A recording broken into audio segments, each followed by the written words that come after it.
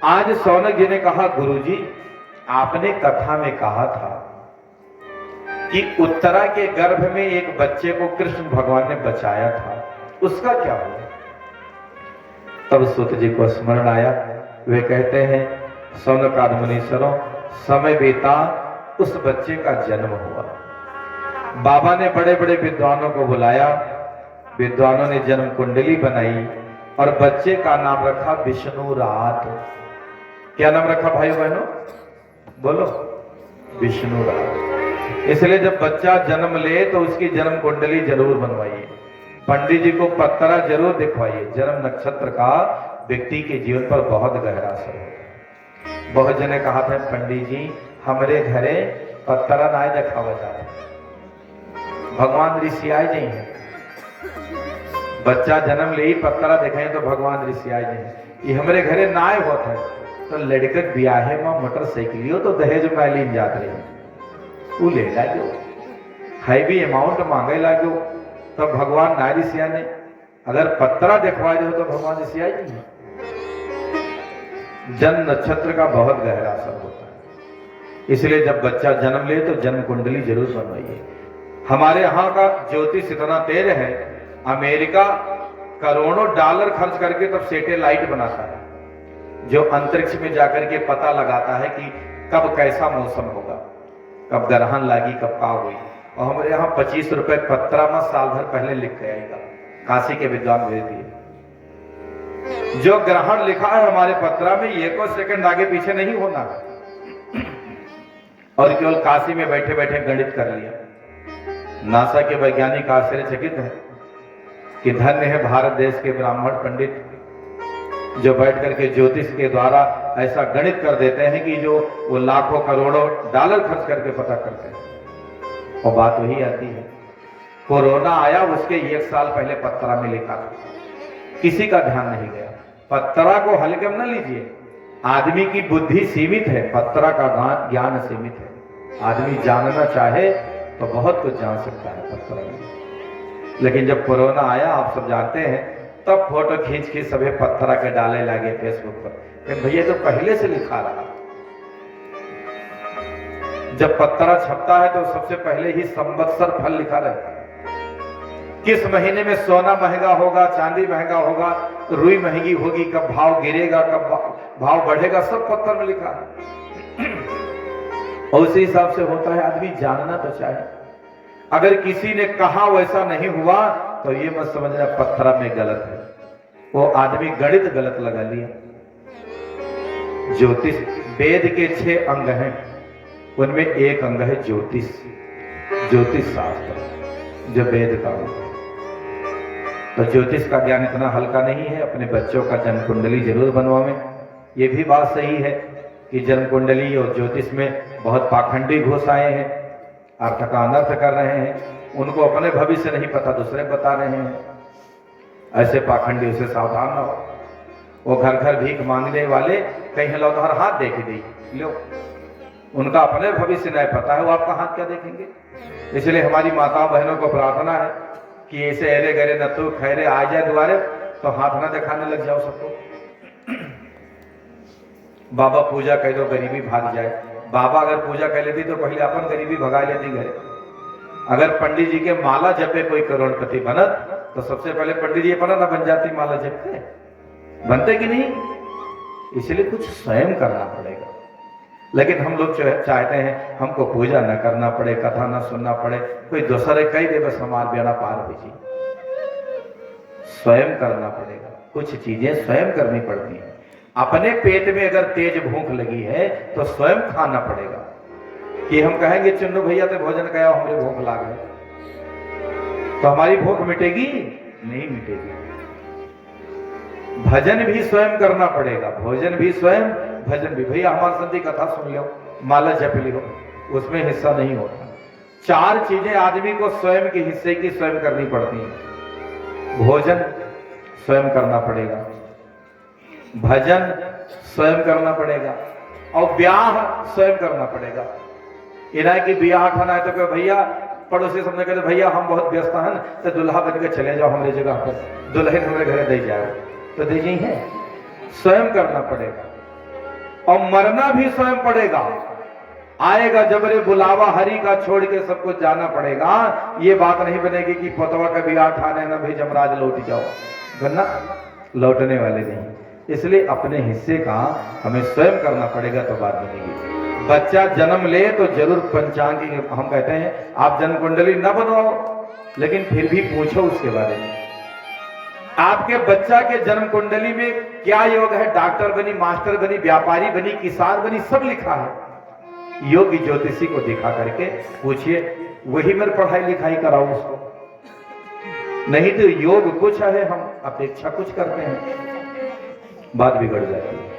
इसलिए जन्म कुंडली बच्चों की जरूर बनवावे, ना बनवावे तो पत्तरा जरूर देखवाइए। बच्चे के जन्म के हिसाब से पत्रम तो ये लिखा है कि बच्चा का जब जन्म हुआ तो उसकी माँ का सिर किधर था, पैर किधर था, बच्चा जन्म लिया तो रोया कि नहीं रोया, ये तो पत्तरा में लिखा है। कितनी महिलाएं वहां खड़ी थी, ये तो पत्तरा में लिखा है। आदमी को गणित करना आना चाहिए। उसकी माँ ने उस दिन खाया क्या था, किस रंग का कपड़ा पहना था, सब पत्तरा में लिखा है। गणित करना आदमी को आना चाहिए। ज्योतिष शास्त्र अद्भुत है, सनातन अद्भुत है। बंधुओं, आज जब उत्तरा के गर्भ से बच्चे का जन्म हुआ, बाबा बड़े प्रसन्न हुए, विद्वानों को बुलाया, जन्म कुंडली बनवाई। विद्वानों ने कहा महाराज आपका बेटा बहुत धर्मात्मा होगा, इसका नाम विष्णु रात होगा। बच्चा जब जन्म लेता है और नार नहीं कटता है, जन्म लेने के बाद नार कटने के पहले का जो समय है, हमारे शास्त्रों में उसको प्रजा तीर्थ काल कहा गया है। कौन काल माता बहन? प्रजा तीर्थ काल। जब तक बच्चा का नार नहीं कटता है तब तक सूतक नहीं लगता है, ध्यान दो। अब तो सब बदल गया सिस्टम, जब जन्म लिए तैसे छपक नहीं डॉक्टर हैं। लेकिन पहले बच्चे का जन्म होता था तो बुलाने जाते थे नार काटने वाली, और बच्चा जब जन्म लेता है तो तुरंत नार नहीं काटना चाहिए। ये पंडित द्वारिकानाथ स्वयं नहीं कह रहा, साइंस ऐसा कहती है। कारण उसका बच्चों में इम्यूनिटी पावर क्यों घट रहा है? पैदा भय तुरंत पी लिया होगा, उनके रोग प्रतिशोधन क्षमता खत्म हो गई। बच्चा जब मां के पेट में रहता है तो सारी ऊर्जा उसको नार से ही मिलती है। पूरा देह पर लेमिनेशन चढ़ा रहता है, वो लेमिनेशन फट जाता है, बच्चा पानी पी जाए तो तमाम दवाई करानी पड़ती है। इसलिए भगवान मां के गर्भ में उस बच्चे को लेमिनेशन करके रखते हैं। उसके पूरे देह को ऊर्जा नार से मिलती रहती है, और जब गर्भ से बाहर आता है तब नार से ऊर्जा मिलनी बंद हो जाती है। अब नाक से श्वास लेना है उसको, 10-5 मिनट लगता है लाइन रूट बदलने में। अभी तक वहां से अब ये चालू होना है। नाक से श्वास नहीं लेता था पेट में, बाहर आया है तब लेकर मां के ऑक्सीजन से उसका काम चल जाता था उसी नार से, लेकिन अब स्वयं लेना है और तुरंत नार काट दिया। फिलहाल भगवान तो लाइन चेंज कर देते हैं, 10-5 मिनट लगता है, लेकिन थोड़ा समय देना चाहिए। जन्म के बाद बच्चे को थोड़ा समय देना चाहिए, थोड़ी समय बाद ही नार काटना चाहिए, स्वस्थ रहेगा। पुराने लोगों को जल्दी रोग बीमारी नहीं होती, अब नए नए बच्चों को खूब बीमारियां होती हैं, शरीर कमजोर हो गया। उन सब कारणों में कारण भी है। तो बच्चा का जब नार ना कटे तब तक प्रजा तीर्थ काल होता है। उस समय में जो दान किया जाता है वो अक्षय होता है। बाबा ने प्रजा तीर्थ काल में खूब दान किया। विद्वान जनाए नाम रखा विष्णुराज। कहने लगे कि ये तो बहुत बड़ा दानी होगा, अश्वमेध यज्ञ करने वाला होगा, दुष्टों को दंड देने वाला होगा, प्रजा को पुत्र की तरह पालेगा, संतों की कुटिया में वेश बदलकर सेवा करने जावेगा, और कलयुग का आगमन इसके राज्य में जब हो जाएगा तो एक संत के श्राप से, नाग के डसने से इसकी मौत हो जाएगी। सब जन्म कुंडली बना के दे दिया बाबा को। मृत्यु का भी होता है, 12 घर होते हैं जन्म कुंडली में, सब जानते हैं।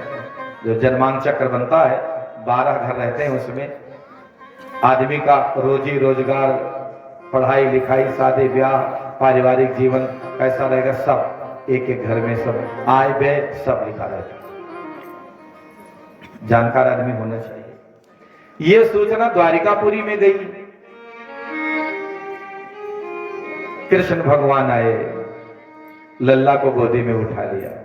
जैसे उठाया बालक खिलखिलाकर हंस पड़ा। विद्वान कहते हैं ये बालक अपने माँ के पेट में ही प्रभु का दर्शन पा चुका है, इसलिए बाहर देख रहा है वो कहाँ है जिन्होंने हमको दर्शन दिया था। लोगों में परीक्षाएं कर रहा है अपने प्रभु का, इसलिए एक नाम इसका परीक्षित होगा। क्या नाम बताया? परीक्षित। राजा परीक्षित का असली नाम है विष्णुराज, लेकिन परीक्षित नाम पड़ा लोगों में परीक्षा करने के कारण। कृष्ण भगवान कुछ दिन रहे और जब जाने लगे तो अर्जुन को भी साथ लेकर द्वारिकापुरी चले गए। द्वारिकापुरी माने गुजरात, सौराष्ट्र समुद्र के तट पर। बेट द्वारिका समुद्र के अंदर आप लोग कोई गए हैं द्वारिकापुरी? खाता मिल रहा है? हाँ, समय निकालिए, जरूर जाइए, अद्भुत स्थान है। बंधुओं, द्वारिकापुरी चले गए, काफी समय बीत गया और इधर परीक्षित बड़े होने लग गए। विदुर जी के उपदेश से धृतराष्ट्र और गांधारी वन में चले गए, परमात्मा में निमग्न हो गए। एक दिन की बात है, हस्तिनापुर में अपशगुन होने लगा। कहते हैं कि आदमी के जीवन में जब कोई बुरे दिन आने वाले होते हैं तो उसका संकेत पहले हो जाता है। समझदार आदमी समझ लेता है। अगर आदमी का बायां अंग फड़के तो समझ लो कोई दुखद खबर मिलने वाली है। कौन अंग? बायां अंग। बाईं आंख, बायां कान, बायां हाथ, बायां पैर, ये अगर फड़क रहा है तो अशुभ संकेत है। हमारी माताओं बहनों का यदि दायां अंग फड़के तो अशुभ संकेत है। यदि रात में कुत्ता आपके द्वार पर रोवे, अशुभ संकेत है। बिल्ली छत पे रोवे, अशुभ संकेत है। दिन में भी उल्लू के भयंकर शब्द सुनाई पड़े, अशुभ संकेत है। गाय हमेशा बाएं करके, गधा अपने दाएं करके निकल जाए, अशुभ संकेत है। देव प्रतिमाएं रोती दिखाएं, असमय बाढ़ आ जाए, भूकंप बार बार आवे, ये सब अशुभ संकेत है। आदमी का चरित्र खराब हो जाए, कैरेक्टर लेस हो जाए, चरित्रहीन हो जाए तो बहुत बड़ा संकेत है कि विनाश का समय आ रहा है। ये सारी घटनाएं हस्तिनापुर में घटने लगी। हस्तिनापुर कहाँ है? दिल्ली। दिल्ली का प्राचीन नाम है हस्तिनापुर। ये सब विदेशी दुष्ट आदुराचारी आए तो उन्होंने कहा कि यहाँ का नाम है बदलो, कुछ करो नहीं, केवल नाम बदल के अपने नाम से कर लो, बस हमारी जय जयकार हो जाएगी। कुछ करना पड़ता है आदमी को नाम के लिए, काम करने पड़ते हैं। दुनिया में रहना है तो काम कर प्यारे। तो हस्तिनापुर का नाम बदल दिया दिल्ली। दिल्ली ही हस्तिनापुर है, पांडवों की राजधानी थी वह। एक दिन की बात है, धर्मराज युधिष्ठिर ने मझले भैया भीम को बुलाया और कहने लगे, भैया क्या बात है, बहुत अपशगुन हो रहा है, हमको लगता है कि कोई बहुत बड़ा काल तो नहीं मंडरा रहा है। द्वापर युग का चौथा चरण था, दोनों भैया बात कर रहे थे, तब तक अर्जुन आ गए। अर्जुन का चेहरा बिल्कुल उतरा है, मुरझाया है। बड़े भैया ने कहा कि भैया क्या हो गया तुमको? आदमी का चेहरा का तेज खत्म हो जाए उसके 3 कारण हैं। पहला कारण है गौ हत्या, अगर गलती से भी हो जाए तो आदमी का तेज खत्म हो जाता है, चमक चली जाती है। दूसरा कारण है चरित्रहीन आदमी के चेहरे का भी तेज चला जाता है। जो चरित्रवान है उसका चेहरा देखिए और जो चरित्रहीन है उसका चेहरा देख लो, बहुत बड़ा अंतर दिखेगा। चरित्रवान आदमी के चेहरे पर हमेशा एक सकारात्मक ऊर्जा चमक लिए घूमती रहती है। निष्कृष्ट व्यक्ति सदैव अपने धूमिल चेहरे को लेकर घूमता है। तीसरा कारण बताते हैं कि जिनके बिना हमने सोचा था एक दिन भी नहीं रहेंगे, वो हमेशा के लिए छोड़कर चला जाए तो भी आदमी का तेज नष्ट हो जाता है। आज बड़े भैया ने कहा है, बताओ तुम्हें क्या हो गया अर्जुन, तुम्हारा तेज क्यों नष्ट हो गया? अर्जुन हिचकियों में रोने लगे, कहने लगे, भैया अनर्थ हो गया। क्या हुआ? वंचितो हम महाराज हरिणा बंधुरूपिण एन में परितम तेजो देव विस्मापनम महत् देव विस्मापनम पनम वंच तो हम महाराज। भैया जिन श्री किरण के बल पर हमारे गांडीव का कोई टक्कर नहीं लेता था, वे आज हमको छोड़कर गोलोक चले गए। समय बड़ा बलवान भैया, समय बड़ा बलवान। भीलन लोटी गोपिका वही धनुष वही बाण। बलवान आदमी नहीं होता भैया, बलवान समय होता है। जब समय बलवान होता है, आदमी को सम्मान, पद, प्रतिष्ठा, मान सम्मान दिला देता है। और उस समय पर आदमी जब इतराता है तो वही समय कमजोर हो जाता है। जिस अर्जुन के धनुष के सामने बड़े बड़े योद्धा नहीं टिकते थे, आज भीलों ने हरा दिया। रोने लगे कि गोविंद गोलोक गए। माता कुंती ने जैसे सुना गोविंद तो गोलोक गए, 6 बार उन्होंने कृष्ण कृष्ण कृष्ण कृष्ण कृष्ण कृष्ण कहा, प्राणांत हो गया। त्रेता में जैसे राजा दशरथ ने अपने प्राण छोड़ने से पहले राम राम राम राम राम राम 6 बार राम कह करके अपने प्राण को छोड़ा था, आज माता कुंती ने द्वापर युग में कृष्ण कृष्ण कह करके प्राण को छोड़ दिया। पांडव सब बहुत दुखी हो गए। भैया इतनी लंबी जिंदगी जी लिया हम लोगों ने, निष्कर्ष क्या निकला? इसलिए समय रहते जगो साथी न किंचित देर हो जाए। पोता बड़ा हो गया था, परीक्षित को राजगद्दी पर बैठा दिया। परीक्षित तो रोने लगे, बाबा आप लोग हमें छोड़कर कहां जा रहे हो? तो बाबा ने कहा, बेटा जीवन में 3 बातें याद रखना।